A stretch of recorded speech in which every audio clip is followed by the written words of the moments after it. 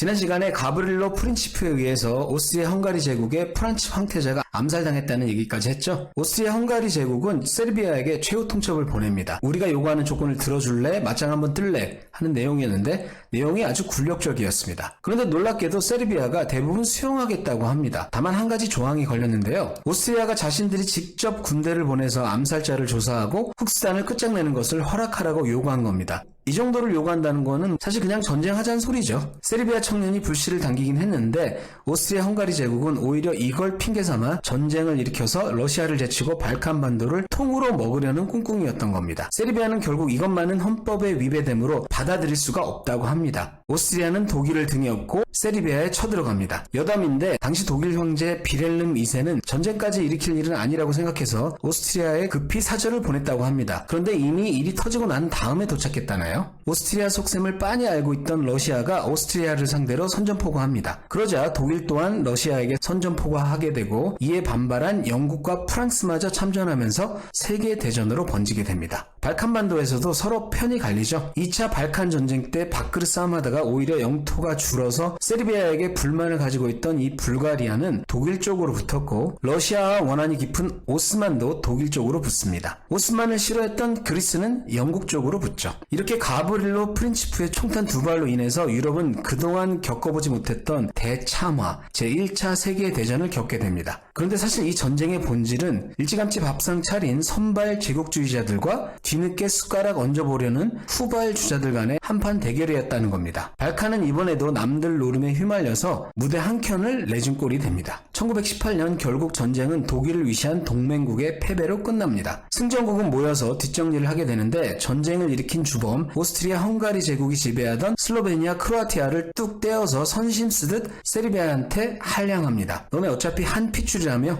니네끼리 잘해봐. 얼떨결에 승전국이 된 세르비아는 크로아티아, 슬로베니아에 보스니아 헤르체고비나, 몬테네그로 그리고 북마케도니아까지 끌어들여서 그래 우리도 한 지붕 아래서 한번 살아보자 하면서 1918년 유고슬라비아 왕국을 세웁니다. 그래서 잘 살았으면 다행인데 이미 너무나 오랜 세월 동안 따로 살다가 이제 와서 다시 살림을 합치니까 사사건건 부딪히게 되는 거예요. 원래 그렇잖아요. 어릴 때 함께 자란 형제도 독립해서 따로 살다가 예를 들어 뭐 명절에 모이면 처음에는 좋은데 너무 오래 같이 있으면 슬슬 불편해지기 시작하죠. 유고슬라비아 왕국 처지가 딱 그랬습니다. 일단 이 사람들 정신을 지배하는 종교부터가 달라진 지가 한참 됐습니다. 일요일이 되면 누구는 성당 가는데 누구는 동방정교회에 나갑니다. 심지어 무슬림들은 일요일도 아닌 금요일에 모스크에 나갑니다. 그럼 각자 믿고 싶은 거 그냥 믿으면 되는데 또 한 가지 문제는 이 유고 왕국이 사실상 머릿수가 제일 많은 세르비아계를 주도로 해서 해초모여한 분위기라서 이들이 권력을 독점하고 나누질 않습니다. 종교도 달라. 너무 오래 떨어져 살아서 풍습도 달라. 그나마 말이 통하니까 슬라브족이라는 큰 우산 아래 모이긴 했는데 이미 크로아티아, 세르비아,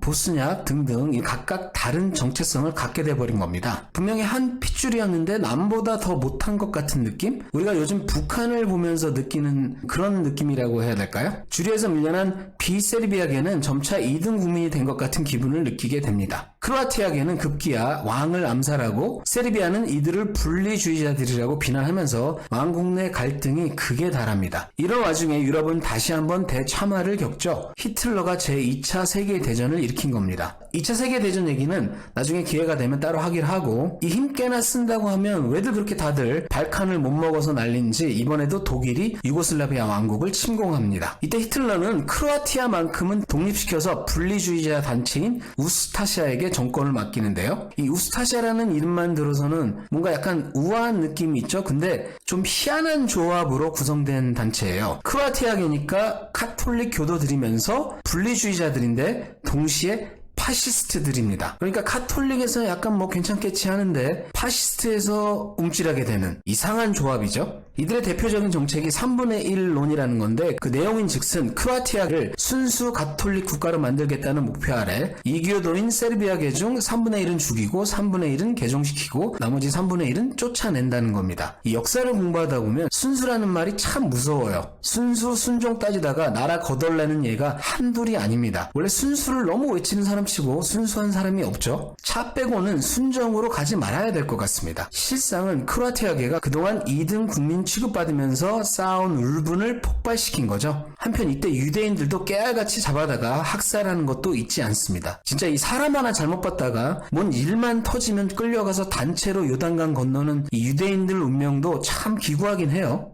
그러게 언제 또 그 슬라브인들 판치는 동네까지 가서 살고 있었던 건지 참. 음모론 중에는 우스타시아의 이런 인종 청소 행각을 바티칸 교황청에서 은밀하게 후원했다는 설도 있습니다. 물론 이러한 의혹에 대해 바티칸은 침묵으로 일관하고 있죠. 이때 죽은 세르비아인들이 75만에 달한다고 하는데 임산부건 아이건 가리지 않고 배를 갈라서 죽이는 등등 온갖 만행을 다 저질렀다고 합니다. 잔인한 걸로 하면 일가견이 있는 이 나치들조차도 시쳇말로 학을 떼었다고 하네요. 이때 뿌려진 씨앗은 당연히 세르비아계의 큰 원한으로 남습니다.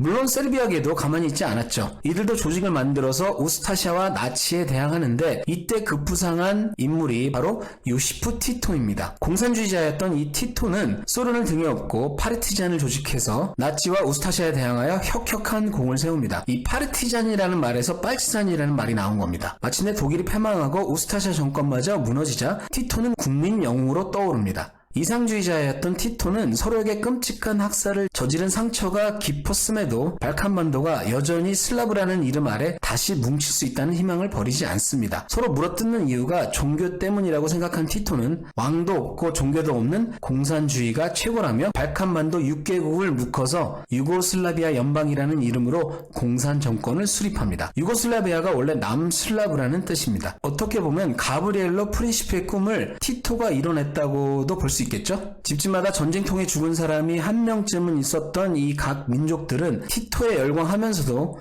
이거 뭔가 좀 느낌이 쎄한데? 했지만 일단은 분위기상 아닥할 수밖에 없었습니다. 절대적인 카리스마를 갖고 있던 티토는 과연 분리주의를 극도로 경계하며 소위 불순분자들을 억압하고 재갈을 물리는 독재자의 행태를 보여줬거든요. 그뿐 아니라 티토는 전쟁 때 좀 도와줬다는 이유로 사사건건 감나라 배나라 했던 스탈린도 거역하고 독자 노선을 걷기 시작합니다. 스탈린은 눈에 가시가 된 이 티토를 KGB를 시켜서 암살하려고 했었는데 그러기 전에 자기가 먼저 죽어버렸죠. 티토는 본격적으로 독자 노선을 걸으면서 제3세계를 대표하는 국가가 됩니다. 자, 그러니까 이 소비에트 연방한테 왕따를 당하게 됩니다. 그러나 능수능란한 책략가였던 티토는 냉전시대 적인 미국에게 과감히 손을 내밀었고 유고슬라비아를 전략적 요충지로 본 미국은 이에 화답해서 막대한 원조를 해줍니다. 미국의 도움에 힘입어 유고는 경제대국으로 성장합니다. 유고가 경제대국이라고 하니까 좀 안 믿기죠? 옛날을 기억하시는 분들은 올림픽만 나가면 유고슬라비아가 미국 소련 못지않게 메달을 휩쓸었던 걸 기억하실 거예요. 그러니까 어떻게 되죠? 우리가 남이가 하면서 이 분리주의는 점차 수면 아래로 가라앉습니다. 배부르고 등 따서 오니까 골치 아픈 문제는 골방으로 치워버린 겁니다. 계속 이렇게 잘 먹고 잘 살았으면 괜찮았을 텐데. 1980년 티토는 후계자 없이 사망합니다. 이후에는 연방 멤버들이 돌아가면서 대통령직을 맡는 복잡한 시스템이 도입되는데 티토 같은 구심점이 될 만한 인물이 없었어요. 그래서 연방 회원 국가들은 각자 자기들만의 이익을 추구하게 되고 분쟁이 격화됩니다. 때마침 소련이 냉전 끝에 패배하고 무너지게 되죠. 그러자 엎친 데 덮친 격으로 서방 원조가 끊기고 유고 경제는 크게 흔들립니다. 실업률이 25%에 달했는데 이 얘기는 웬만한 젊은이들은 전부 다 실업자였다는 얘기죠. 이렇게 다들 배고프게 되면 어떻게 되나요? 성격 날카로워지고 남탓하게 마련입니다.